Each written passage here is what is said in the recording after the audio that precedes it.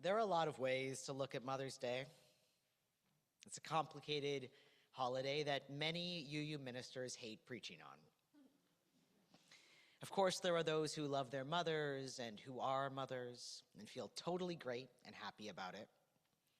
But there are also those whose mothers have died or who have a hard relationship with their mothers. Those who wish they are mothers but aren't, or have lost a child in some way. Our wider culture doesn't give much space for nuance. It asks you to buy your mom flowers and cards and chocolate, and asks moms to, well, pretty much continue the day as they would. Maybe sleep in a little and get brunch that maybe they planned. And that's all well and good. Many mothers deserve to be celebrated. But that's not how this holiday started, as you heard. And I've been trying to figure out a way to talk to you about the war in Iran ever since it started. And there have been moments and prayers on Sundays, but life happens. We've had Purim and guest ministers and Malden Reeds and Drag Easter and Worms and the retreat. And the longer the conflict goes on, ceasefire or not, the harder it seems to be. But unfortunately, there is still time to talk about the war. There's still time to witness what's happening. And the origins of Mother's Day are something that makes us think about that, as you heard in the Time for All Ages. So today is as good a day as any. Julia Ward Howe was born in 1819, and like many of us, myself included, didn't become a Unitarian until she was an adult, which makes her not only an ancestor of ours, but one who chose this faith, like many of us have. She was a strident abolitionist, and she believed strongly in the cause of the Civil War, so much so that she believed that the Union Army was doing God's work to contribute to the end of slavery. As Sarah said, she wrote the Battle Hymn of the Republic, a hymn that really drives home this idea that God is actively working through human history to establish the kingdom of heaven here on earth, a place where all people are free. She writes in the hymn, "He died to make men holy, let us die to make men free," drawing a parallel between Jesus' death on the cross and the death of soldiers in the Union Army. She believed strongly in the cause of the war against slavery, of a just war. But then, she also experienced the aftermath of that war. At least 620,000 soldiers died during the Civil War. That's 2% of the population at the time, which is a massive amount. Most of it was caused by disease rather than direct combat deaths because of the conditions that the soldiers lived in during the war. Howe actually had more knowledge of this than most. She worked for the U.S. Sanitary Commission, which promoted clean and hygienic conditions for soldiers and hospitals, which would reduce the number of deaths by disease. But through this work and through being a person who lived in the aftermath of the war, she saw the pain and suffering that war can cause long after it's over. It's hard to truly imagine the impact of 2% of the population dying. Over a conflict here in the United States, this is more than we've ever had any other time in history of a U.S. conflict. Not to mention the physical and psychological impacts to those who are still alive. And while Julia Ward Howe felt strongly in the cause of that war, when she heard about the bloodshed in Europe in the Franco-Prussian War, she felt this kinship to work as a mother of 6 with the mothers in Europe, seeing their sons sent off to kill and be killed. And so those two things, the aftermath of the Civil War and the realities of the Franco-Prussian War, inspired her to write passionately against the violence of war. Now, in this Mother's Day proclamation, I find some of her words especially poignant, and particularly where she writes, "Our sons shall not be taken from us to unlearn all that we have been able to teach them of charity, mercy, and patience." And though she speaks of these as motherly traits, we know that they are not virtues that are limited to women. I hope to impart these values on my children, be they the ones that live with me, my son and daughter, or the ones that are here, part of this UU congregation, this village that we hope to raise, the children of this village we hope to raise together, that we all have a responsibility before. These ideas are expressed, these ideas of charity, mercy, and patience are ideas that are expressed in modern language in our shared Unitarian Universalist values that speak out against violence in our world. The value of equity, declaring that every person is inherently worthy and has the right to flourish with dignity, love, and compassion. The value of pluralism, that we are all sacred beings, diverse in culture, experience, and theology. And the value of interdependence, that we are part of this shared web of life with the other side of a conflict. What's more, she writes, we women of one country will be too tender of those of another country to allow our sons to be trained to injure theirs. And it's this line more than others that makes me think of Iran. Was there a just reason to go to war with Iran? Following the atrocities of their government against its own people, some say yes, and I get that. But it has been clear that it has been done without thinking about a plan for the Iranian people afterwards, and without their say, and without a clear reason.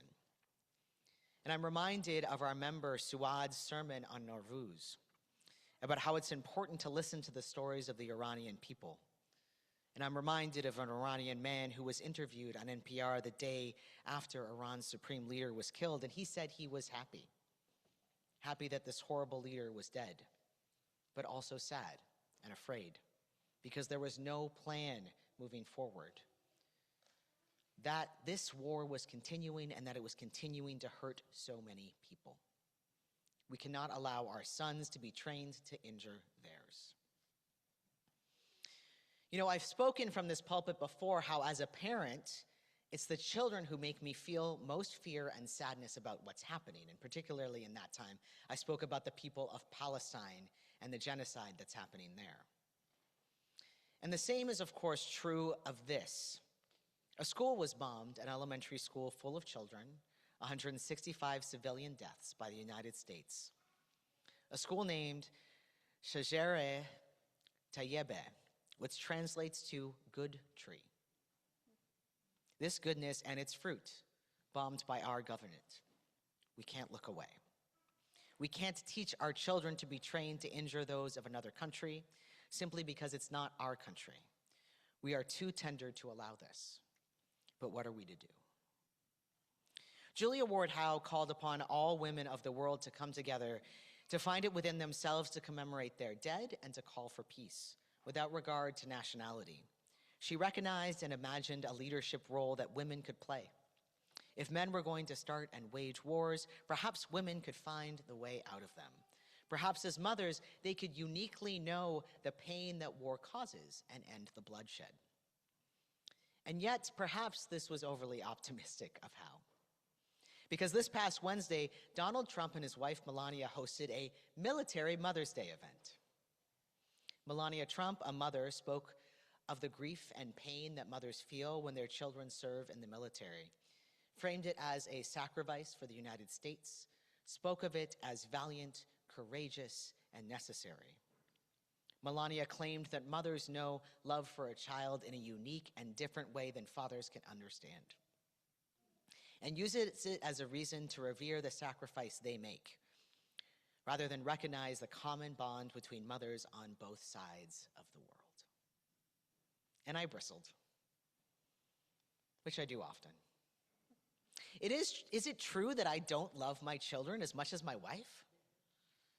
That I wouldn't fight for them as much, work as hard for a world where they are free from violence simply because of my gender? I don't think so. I'll give Julia Ward Howe a pass because of the time she lived in. But Melania, with Donald Trump, the father of her child, standing right there, saying, I don't love my child as much because of my gender. Well, I'll tell you this, I'm not okay with sacrificing them, or any children, for your war, Trump. I think the anger we must feel should match Howe's in her statement. How is it that in this country we cry violence is never the answer, yet it is as long as it's a war, as long as it's them, as long as it's their children who are dying and not ours. It's okay. You know that. I don't need to continue this here. The truth is that we are the women of the world in Howe's proclamation, regardless of gender, regardless of whether or not we're parents. And I say this in part because Howe's proclamation was influenced by her Unitarian faith, which in turn influences who we are today as Unitarian Universalists. Howe's grief at seeing the aftermath of war caused her to see the horrors of what could happen in the next one. It's a form of experiential knowing, just as seeing the horrors of slavery was for her.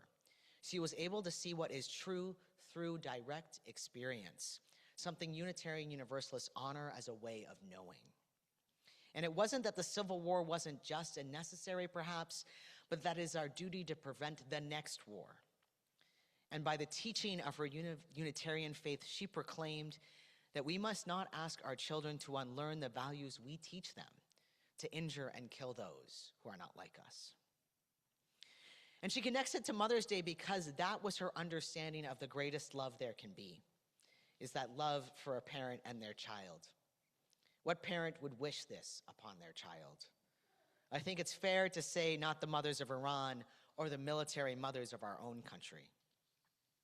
So Howe advocated for a Mother's Day of peace on June 2nd every year. But she wasn't successful, at least not with the federal government. 38 years later, peace activist Anna Jarvis would create Mother's Day the second Sunday in May, a day to honor mothers. And Jarvis spoke of Howe's influence and her desire to create this Mother's Day. This was how it became a federal recognized day. And yet, as the holiday became commercialized, Jarvis grew frustrated. She wanted the day to honor motherhood and mothering, but she felt angry about how the holiday evolved. She wrote in 1920, just a few years after it was proclaimed, "A printed card means nothing except you're too lazy to write to the woman who has done more for you than anyone in the world. And candy, you take a box to your mother and then eat most of it yourself? A petty sentiment."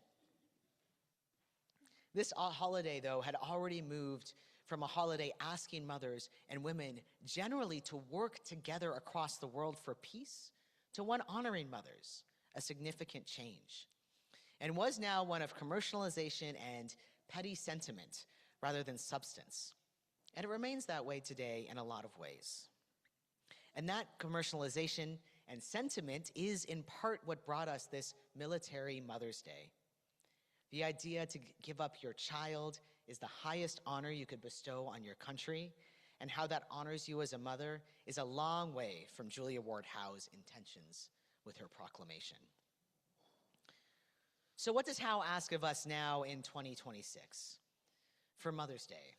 On this time when our country engages in war for unclear reasons, when a ceasefire isn't really a ceasefire and the conflict doesn't have a clear end, what is our role? How are we to move forward? Well, remember how I said that Howe became a Unitarian in her adult life? Well, she did so because she saw a faith that rehabilitated human nature. She had been raised in a strict Calvinist household, and the Calvinists believed that humans were fundamentally bad. And that's not what Unitarians believed, and it's not what Unitarian Universalists believe. The idea that there is value in each human life was radical to her, and it influenced her anti-slavery views as well as her anti-war views. And we carry this tradition as well. Inherent worth is not simply a good feeling, it's a responsibility we have, a radical idea. We are the women, the people of Howe's proclamation. We have to refuse to look away to see what's happening. A good tree bears beautiful fruit. There is hope in the children of this world and our refusal to abandon them. The original Mother's Day proclamation is more of an honoring of children than of mothers, isn't it? We can't let our children be taught to harm. So it is up to us to protect the children, the humans, the world over. Arise then, O women, O people of this day. May it be so. And let us say together then, Amen. Amen.